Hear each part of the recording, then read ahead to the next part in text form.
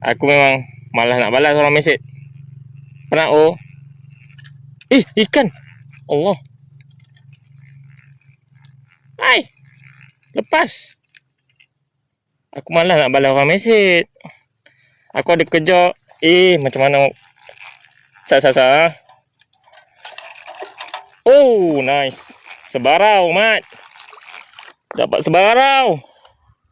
Aku malas balas orang mesej mewah sebab aku kan kerja. Nak jahit jala lagi. Sebarau, alhamdulillah. Dah jadi breeder. Baling-baling jap bisi dapat sebarau Sebarau, Mat. Bang, sebarau bang.